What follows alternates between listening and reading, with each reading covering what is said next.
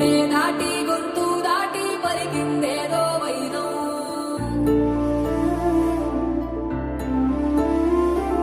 మూడు వారిన మనసులోనే పలికిందేదో ప్రాణం.